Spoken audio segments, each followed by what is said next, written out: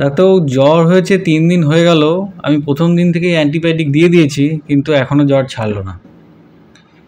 এই একটা common problem যেটা আমি প্রতিদিন ফেস করি, এবং অনেক পেশেন্টকে বকলেও তারা বুঝতে পারে না যে তারা অজান্তেই তাদের বাচ্চার ক্ষতি করছে। এই যে বাচ্চাদের জ্বর সর্দি কাশি, বারবার জ্বর হওয়া, কাশি হওয়া, নাক দিয়ে জল পড়া, একটু পেট খারাপ হওয়া, এগুলো অধিকাংশ ক্ষেত্রেই ভাইরাল ইনফেকশান এবং কমন হার্মলেস ভাইরাস। এই কমন ভাইরাসগুলো বাচ্চাদের ইনফেক্ট করে, সেটা স্কুলে সবাই একসাথে বসে আছে, একজন হাঁচলো সবার হয়ে গেল, সেখান থেকে হোক, টিফিন শেয়ারিং করে হোক, বা অন্য কোনো কারণে হোক, এই ভাইরাল ইনফেকশান বাচ্চাদের খুব কমন। এবং এই ভাইরাল ইনফেকশানে জ্বর হওয়া, সর্দি কাশি হওয়া, গলা ব্যথা হওয়া, খুব হাই ফিভার হওয়া, 103-104 জ্বর হওয়া, লুজ মোশন হওয়া, পেটে ব্যথা হওয়া, বমি হওয়া, এগুলো সবই হতে পারে।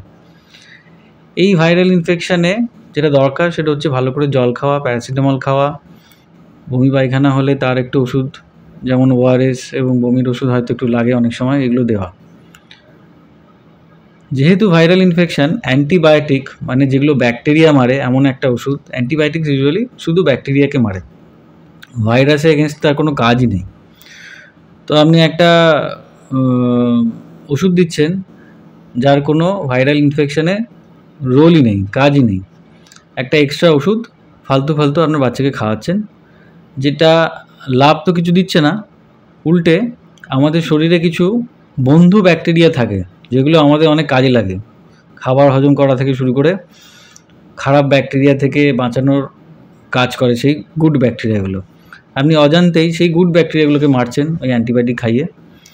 এবং আরেকটা খুব খারাপ জিনিস করছেন, সেটা হচ্ছে এই যে বারবার অ্যান্টিবায়োটিকটা দিচ্ছেন তাতে রেজিস্ট্যান্স তৈরি হচ্ছে। যখন সত্যিকারের একটা ব্যাকটেরিয়াল ইনফেকশন হবে এবং ওই অ্যান্টিবায়োটিকটা লাগবে সেই ব্যাকটেরিয়াটাকে মারার জন্য, সেই অ্যান্টিবায়োটিকটা অকেজো হয়ে যাবে, কাজই করবে না, কারণ সেটা এতবার মিসইউজ হয়েছে যে তার পোটেন্সি চলে গেছে।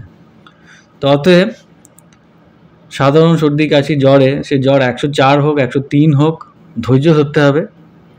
মোটামুটি এই জ্বরগুলো 2-3 দিনে চলে যায়। আপনাকে প্যারাসিটামল খাওয়াতে হবে, জল খাওয়াতে হবে, ওকে রেস্ট দিতে হবে, স্কুলে না পাঠিয়ে বাড়িতে একটু রেস্ট দিতে হবে। যদি দেখেন 3 দিন 4 দিন হয়ে যাচ্ছে, জ্বর কমছে না, খুব হাই ফিভার আসছে, গ্যাপ বাড়ছে না, এবং বাচ্চা খুব সিক লাগছে, নিজে দয়া করে অ্যান্টিবায়োটিক না কিনে ডাক্তারবাবুর কাছে যাবেন, আমাদের কাছে আসবেন, আমরা একটু দেখব, দেখে যদি মনে হয় তখন দেওয়ার কথা, না হলে না।